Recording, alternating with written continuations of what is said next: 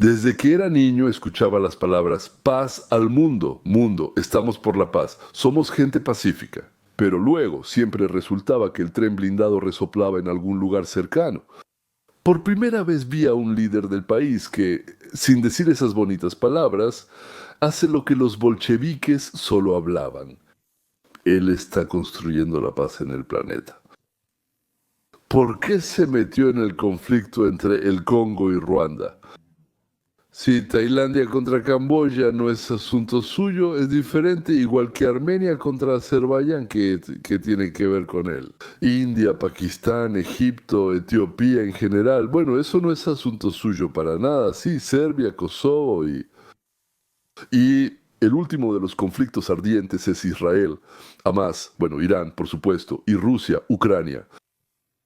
Los votantes de Trump quieren que él concentre sus esfuerzos en casa y se ocupe de sus problemas. El país ya no quiere gastar dinero y esfuerzos en establecer la paz, y menos aún en países donde odian a Estados Unidos. Bueno, no importa lo que hagamos, ¿para qué? Creo que tienen envidia, ¿no? Una envidia muy fuerte y no pueden hacer nada al respecto. ¿Para qué lo necesita Trump? Es una pregunta interesante. ¿Cómo? Creo que, como una persona racional, Trump entiende que la guerra no resuelve nada. ¿Qué? Y que solo conduce a la destrucción de aquello a lo que todos realmente aspiramos: la seguridad, la prosperidad y la posibilidad de alcanzar la felicidad.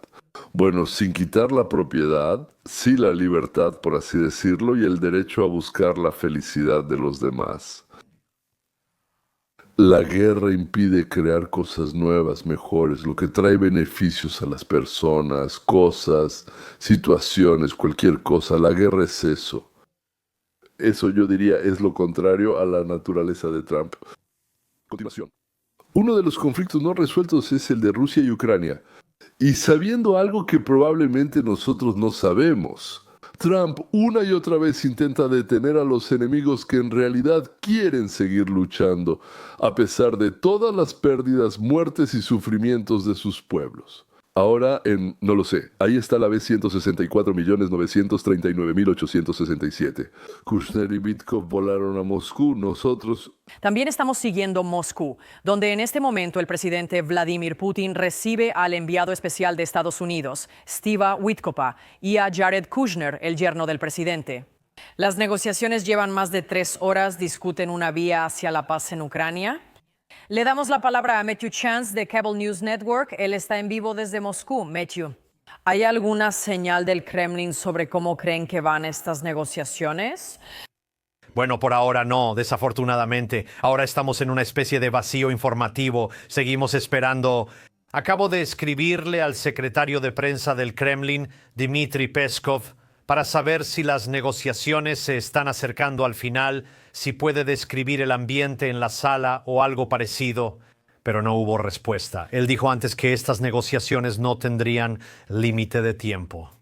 Llevan ya alrededor de 3 horas y cuarto, son bastante profundas e intensas.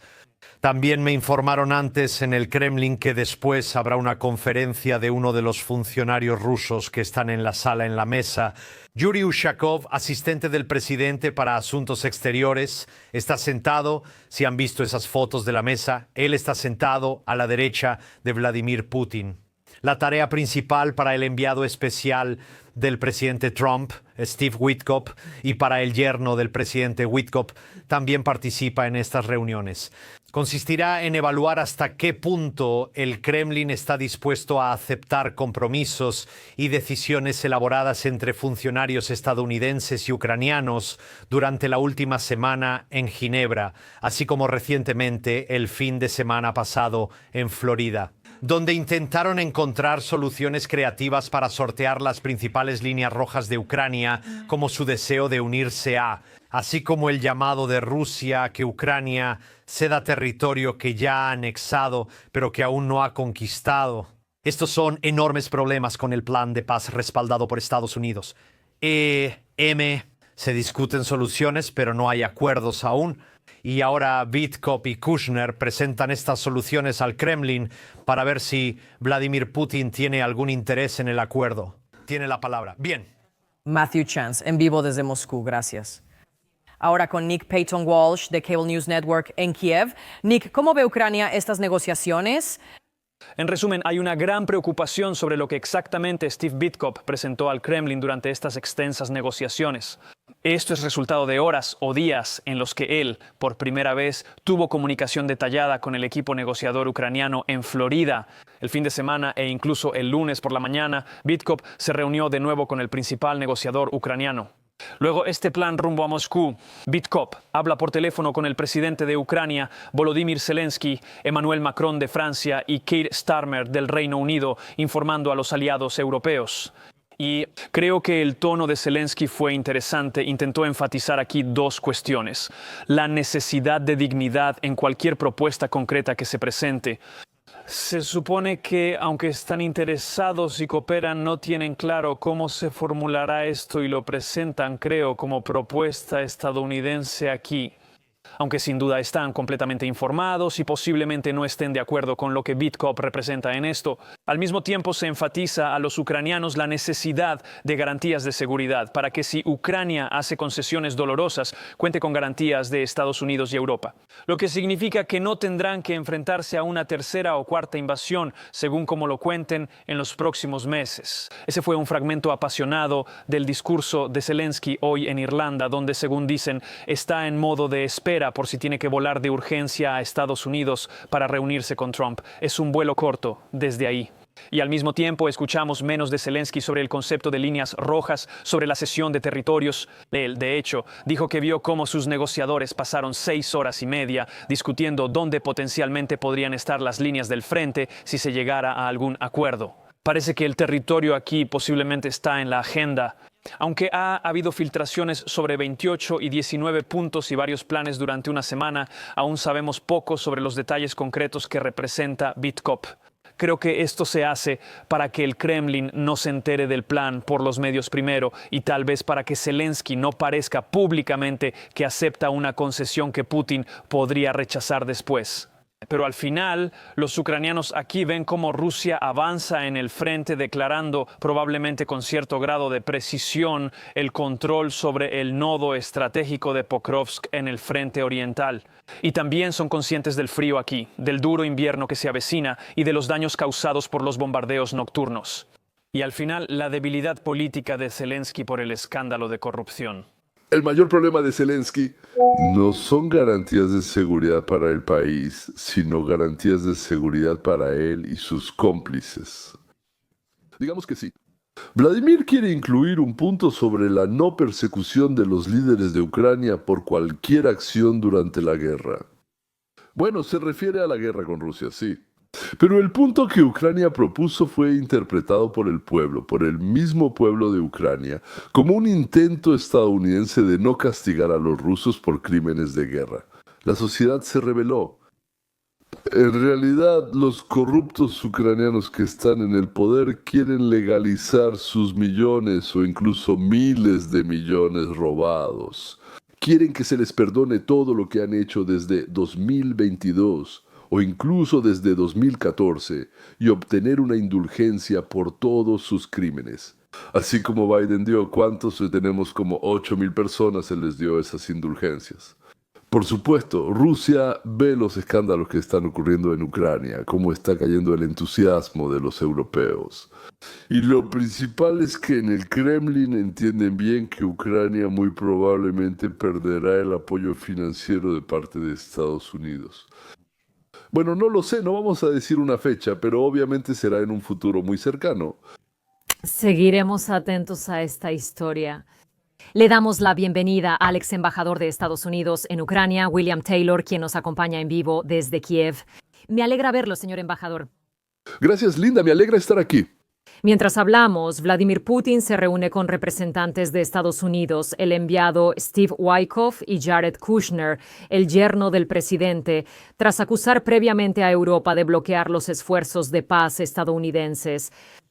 ¿Cómo era el acuerdo de paz original de Estados Unidos antes de los comentarios de Europa y Ucrania? ¿Y cuánto ha cambiado desde entonces? Linda, no sabemos exactamente cuánto ha cambiado. Sabemos sobre el primer acuerdo, llamado el Plan de 28 puntos, que aparentemente fue desarrollado por los rusos y entregado a Steve Witkoff, quien hizo algunos cambios.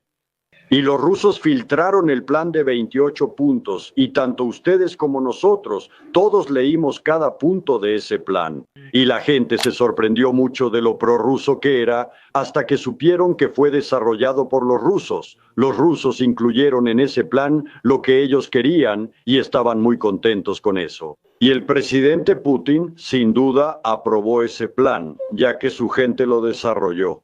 Pero europeos y ucranianos no lo hicieron. Y Marco Rubio reunió a los europeos con los ucranianos y propuso otro plan de 19 o 20 puntos, que es mucho más del agrado de los ucranianos. El problema es que el plan que proponen Europa y Ucrania ni siquiera será discutido por Rusia. Por ahora no está claro cómo se pueden tomar estos dos planes. Me refiero al ucraniano europeo y al americano ruso, y combinarlos de tal manera que ambas partes estén de acuerdo. Por cierto, en Ucrania existe una leyenda de que esto simplemente fue escrito en ruso, y luego una inteligencia artificial, es decir, inteligencia artificial, lo tradujo. En general es una completa tontería absurda. Intentan comprometer de esa manera, como que los estadounidenses junto con los rusos están en nuestra contra, y cosas por el estilo. Y yo no sé cómo se pueden conciliar esos dos planes diferentes. Pero, de nuevo, es posible que Kushner, Rubio, Witkoff y Trump sepan algo que nosotros no sabemos y por eso siguen empujando hacia un acuerdo. A nosotros nos parece imposible, pero a veces lo imposible sucede.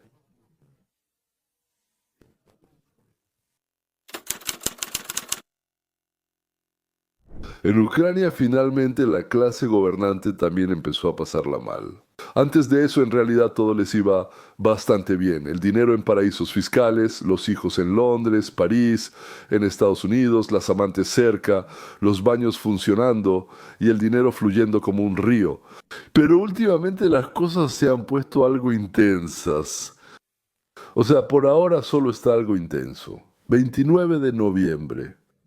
Hace poco, Pat Harrington, miembro de la Cámara Baja del Congreso de Estados Unidos, Harrigan, disculpen, declaró que más de 360,000 millones, no sé cómo lo calculó, de dólares han llegado a Ucrania desde los países que apoyan la lucha del pueblo ucraniano contra los invasores.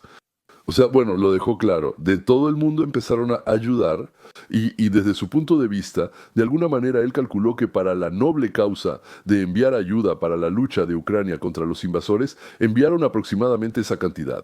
O más de 360,000 millones se refiere tanto al dinero como al equipo, servicios y todo eso.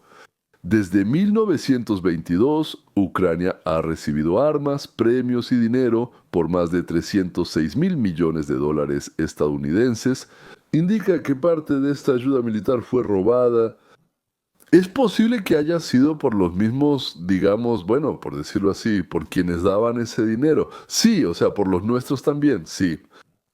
Es posible que también haya sido en conjunto con quienes eran responsables de recibir ese dinero, transferir el dinero, las armas y los recursos. ¿Quién sabe qué esquemas estaban planeando ahí? En la propia Ucrania, en los años 1924-1925 salieron a la luz, digamos, esquemas de corrupción impresionantes, energía, compras gubernamentales. Bueno, en todos esos esquemas, según datos preliminares, por supuesto, están involucrados bandidos del grupo de Zelensky y Rumak. La magnitud de los asuntos ocultos por ahora se estima en cientos de millones, no en cientos de miles de millones. Pero Pet tampoco dijo que se lo robaron todo, solo una parte considerable. Estos por ahora se robaron cientos de millones. Ministros, ex socios, por así decirlo, de Zelensky, e incluso, al parecer, los directores de la administración del presidente de Ucrania, y también, al parecer, su viejo socio Timur Mindich. Entonces ahí están los ministros Svetlana Grinchuk, German Galushchenko, el ex viceprimer ministro Alexei Chernyshev, El actual miembro del Consejo de Defensa Nacional, Rustem Umerov, probablemente sí. Y el golpe más fuerte, por supuesto, fue el allanamiento del Comité Anticorrupción subordinado a Estados Unidos. Eso es la Oficina Nacional Anticorrupción de Ucrania. Los ucranianos no pudieron ponerlo bajo su propio mando. Entonces, un allanamiento en la casa de Yermak, después de lo cual Yermak renunció. Él comenta que unos dicen que se fue solo, otros que lo despidieron y otros que fue por consejo. En fin, ¿qué demonios está pasando ahí? Por un lado, entonces, la Oficina Nacional Anticorrupción de Ucrania es América. No son de los tuyos a los que puedas comprar o amenazar, sino algunos estadounidenses anónimos en la CIA y en la Casa Blanca. A ver si puedes llegar a ellos. No hay pruebas jurídicas directas de que Zelensky o su familia se hayan apropiado personalmente de sumas importantes. No hay mansiones, resorts ni cuentas bancarias. Bueno, me refiero a que no están a su nombre. Tal vez, por cierto, sí existen, ya se encontraron, pero hasta ahora no nos han dicho nada al respecto. Se descubrió una serie de empresas offshore que fueron registradas a nombre de la esposa de Zelensky, pero fueron creadas mucho antes de las elecciones. Y de hecho, muchos rusos y ucranianos hacen esto para evadir sus propios impuestos locales. Así que, bueno, esto ni siquiera es una insinuación de delito. ¿Hay una parte para Zelensky? Decir que no existe la parte de Zelensky en lo robado, pues de alguna manera sí la hay. ¿Recuerdas Dmitry Simonov cómo Biden Jr. explicó que es Big Guy? Entonces tomaré una parte para el Big Guy, para el chico grande, el 10% para mí, y entonces se la entregaré personalmente. Y si la parte de Zelensky no existe, entonces es una persona que dejaba que sus amigos robaran y él mismo se sentaba como un Buda de madera, pero con cara de piedra. Y si Zelensky es parte o tal vez incluso el jefe de este fondo común, entonces eso significa que todos son literalmente capos. Y a Vladimir habrá que atraparlo por algo completamente diferente. Así como atraparon y encarcelaron a los capos por evasión de impuestos y no por asesinatos y robos. Ya era casi imposible relacionarlo con asesinatos y robos en ese entonces. Pero volvamos, como quien dice, a casa.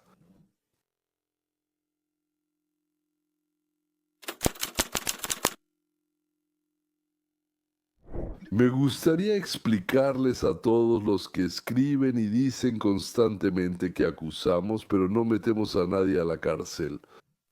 Deben entender en general simple, me parece, ¿verdad?, sobre la legalidad. Si en los regímenes dictatoriales tiránicos todo es simple, por así decirlo, todo. Si el dictador quiere, llámenlo como quieran, sí. Encarcelan, roban, pueden encarcelar, destruir. Bueno, tal vez formalmente hagan algún tipo de juicio contra los enemigos, como suelen llamarlos, enemigos del pueblo. En realidad son enemigos del dictador. Si el Estado es de derecho, la cosa, gracias a Dios, se complica. Por ejemplo, sabemos quién es la congresista Ilhan Omar. Ayer les hablé de ella, por así decirlo. Se casó con una persona cuyo nombre y otros datos coincidían con el nombre y los datos de su propio hermano biológico. Esta persona obtuvo la ciudadanía como esposo de una ciudadana, luego se divorciaron y él desapareció. Y Ilhan afirma que no tiene la menor idea de dónde se encuentra. Al mismo tiempo, Ilhan indicó, es decir, en la declaración de impuestos, junto con la entrega, por así decirlo, pero llamó a su novio esposo. Como pareja casada presentaron impuestos. Es decir, o mintió sobre el matrimonio, o mintió sobre los impuestos, o mintió sobre ambas cosas. Y como que a todos les queda claro que ella hacía trampa. Pero sí, está claro. Pero de ahí a probarlo en la corte hay cierta distancia. Desde el punto de vista del tribunal, supuestamente el esposo debe ser revisado por no resucitar y, por así decirlo, también debe ser revisado el hermano, es decir. ¿Y cómo revisarlo si el esposo no está, si desapareció? Se requieren testigos para comprobar que el esposo y el hermano son la misma persona, o de otro modo. Entonces no son solo sospechas, sino pruebas. Y sobre la declaración a Hacienda, Ilyanya informó que se equivocó, que no entendía nada de eso, firmó por error y pagó una multa de 500 o 5,000 dólares por ese asunto. A un tribunal en un estado de derecho no le bastan las sospechas, necesita pruebas. Y quien presenta la demanda debe aportar esas pruebas, porque nuestro país se basa en la presunción de inocencia, es decir, eres inocente hasta que se demuestre lo contrario, y no al revés, como sucede en los regímenes terroristas y dictatoriales. Eres culpable simplemente porque yo tengo ganas de comer. Por eso la investigación lleva mucho tiempo, es decir, se hace de manera minuciosa, cuidadosa y de tal forma que esas pruebas no puedan ser impugnadas en el tribunal. Así que antes de escribir tonterías como de todos modos no van a castigar a nadie, pregúntense, ¿quieren que todo se haga al aventón? Pero con la probabilidad de que el acusado se escape, se vaya. ¿O prefieren que sea lento, que tome tiempo, pero con todos los hechos? A mí no me importa que sea largo o lento, lo importante es que el acusado no escape. Por cierto, ¿notaron cuántos problemas causaron los jueces durante el proceso contra Comey, Leticia y James? Que supuestamente los fiscales fueron nombrados incorrectamente, por eso todos ellos son fiscales. Entonces, lo que presentaron en la corte queda anulado. El caso ya fue al Tribunal de Apelaciones y ahí también dijeron, ahí solo había demócratas, también dijeron que esto va a ser terrible, que incluso llegará hasta la Corte Suprema. Bueno, naturalmente eso significa que se está retrasando. O sea, exactamente lo que el fiscal no quería. Él quería que todo fuera más rápido. Y la defensa, por supuesto, intenta alargar y alargar el proceso. Así dicen, o el burro muere o el emperador es reelegido. El fiscal, al ser nombrado, no firmó ni recibió ningún certificado. Por eso, el criminal podría ser liberado sin castigo. Así que no mostrar... Eso es un consejo de mi parte para ustedes. No muestren su desconocimiento de los procesos estadounidenses cuando escriban comentarios en mis videos. Bueno, antes de escribir, sí, si están seguros de algo, pues verifíquenlo. Ya no puedo estar respondiendo siempre lo mismo. Hay dos cosas. Está el memorándum de Budapest y ustedes están obligados por él. ¿Lo han leído? Silencio, léalo, silencio. Y luego se va para siempre después de leerlo. Aquí viene lo siguiente. ¿Y usted lo ha leído? ¿Y usted según el memorándum de Budapest? Bueno, algo así. Y esto es lo segundo, entonces. Hablan mucho pero no han ejecutado, expulsado ni encarcelado a nadie. Sí, señores, aún no han encarcelado, ejecutado ni expulsado a nadie. Porque aquí se llama debido proceso, es decir, debe haber un proceso para que eso pueda empezar. Y hay etapas y hay pasos por los que necesariamente se debe pasar. Es largo, es molesto, ¿sí?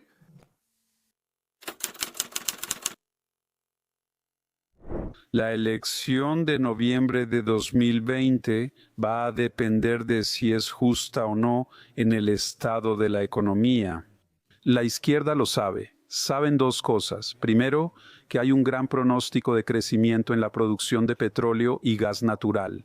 En segundo lugar, la desregulación y la reducción de impuestos son proporcionadas por este gran y maravilloso proyecto de ley que entrará completamente en vigor en 2026. Unos 10 billones de dólares en inversión extranjera, incluso si es solo la mitad de lo prometido, es muchísimo, 7 u 8 veces más de lo que Biden logró en su último año. Si juntas todo, la economía que ahora está floreciendo en el Black Friday después de Acción de Gracias, obtuvo casi 11,000 millones de dólares en ventas en línea. Fue un récord. No solo fue mejor que el año pasado con Biden, sino mejor que cuando La economía ya es fuerte y puedes imaginar que estos catalizadores y estos incentivos que vienen, desregulación, reducción de impuestos, inversiones extranjeras a gran escala. La deportación anual de 2 millones de personas de Estados Unidos, muchas de ellas en la seguridad social y vinculadas a delitos. ¿Ves lo que ocurrirá? La economía crecerá en 2026 y la izquierda lo sabe. ¿Cuál es su estrategia? La izquierda sabe perfectamente bien qué es lo que lleva exactamente al bienestar de la gente. pero si lo saben, entonces hacen lo contrario. Una razón muy simple. Caballeros, es más fácil gobernar si dependemos del gobernante. Marx escribió que mientras la burguesía tenga dinero no podrán hacerlo. Por lo tanto, es necesario absorber el dinero con impuestos y otras formas, porque de lo contrario no dependen de nosotros. Y es difícil gobernar a uno así. ¿Cómo puedes persuadirlo de que se cambie al comunismo? Cuando dependan de ti, serán como niños, gritando y besando. Entonces, ¿qué puedes darles? Al menos para quienes pueden o no darles dinero y otros bienes. Los demócratas intentan mantener al príncipe de las tinieblas, llamado Donald J. Trump, Demonizar a Doge, perseguir a servicio de inmigración y control de aduanas, montar un teatro callejero, desorden, llámenlos la Gestapo, digan que son peores que Hitler, vayan contra la Guardia Nacional que ha limpiado Washington, llamen a la resistencia masiva, digan que es ilegal, cierren el gobierno, ciérrenlo por 40 días más que nunca, en la historia ciérrenlo sin ningún propósito. No dio nada, supuestamente no dio nada, lo bajó mucho. Los senadores del Partido Demócrata y los representantes hicieron un video. Que se lo digan a los soldados estadounidenses, a los 3 millones de militares activos. No tienes que obedecer la orden si, según tu sabiduría legal, tu amplio conocimiento de jurisprudencia, si eres una persona común. Él dice que cruce la colina, que no debe hacerlo porque es ilegal y causa disturbios. ¿Y el clavo de los archivos de Epstein? ¿Tenías archivos de Epstein? Sepan que Donald Trump lo excluyó de su círculo de amigos incluso antes de que fuera acusado de algo. Alrededor del 80 o 90% de las personas están en los llamados archivos de Epstein. Estos son correos, mensajes, registros judiciales y quizá archivos del Servicio de Impuestos Internos, pero el 80-90% son demócratas. Por eso no se hizo público durante la administración demócrata. No importa si son archivos de Epstein, archivos de Epstein, archivos de Epstein, es el caso Epstein. Donald Trump finalmente dice, está bien, publíquenlos. ¿Y qué escuchamos? Silencio, quizá algo de Larry Summers y la democracia, pero silencio. ¿Por qué los izquierdistas no quieren que se publiquen todos los nombres de nuevo? Porque tienen más donadores demócratas que los que Trump tiene de donadores republicanos que lo mencionan. Así que estos archivos de Epstein, como el confinamiento, como las calles, como todos estos videos, como todo este vocabulario sucio, fueron creados solo para una cosa, una sola razón, un solo objetivo, distraer tu atención de la economía. ¿Qué tipo de Victor David Hanson es exactamente comprensible? Hasta un niño pequeño es comprensible. Eso es tener claridad de pensamiento. Se trata de la claridad de expresión. O mejor dicho, se trata de la claridad de expresión. Lo que hacen es distraer a los votantes de los logros de Trump, especialmente en mejorar la vida de los ciudadanos de Estados Unidos. El gas natural bajó un 10%, los boletos un 10%, los huevos un 40%, los productos agrícolas, verduras y frutas un 7%. Todavía no se han vuelto más baratos.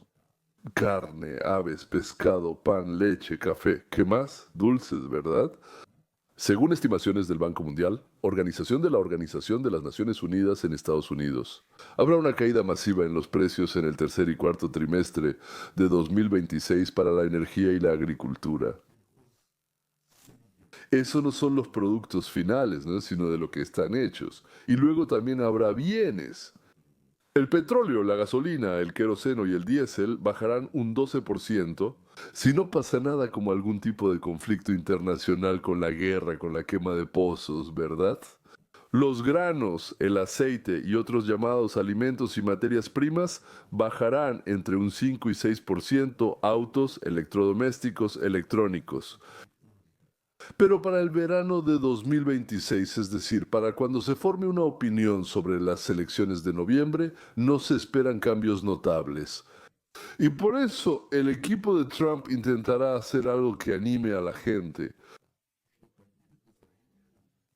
Bueno, antes que nada, Trump va a enviar 7 cheques a 2.000 adultos y, si no me equivoco, a 600 niños Por ejemplo, una familia de 2 adultos y 2 niños pagaría 5.200. Es un regalo. Este es un muy buen regalo. Esto incluso, bueno, no es un regalo, así lo dice. Compensación por tus gastos y por tus deberes. Trump reducirá los deberes. Creo que ya sea ahora mismo o antes de Navidad o inmediatamente después de Navidad, a 200 tipos de productos para bajar los precios. Trump dará la oportunidad de quitarlos. Esto se llama cantidad debido a ciertas reacciones.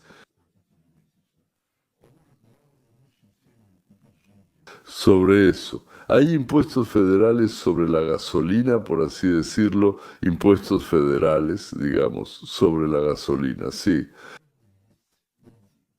También puede pedir a los llamados estados rojos que reduzcan o eliminen temporalmente el impuesto sobre las ventas. Además, nadie puede predecir lo que hará el presidente Trump, porque para predecir lo que hará Trump hay que tener su imaginación y su talento.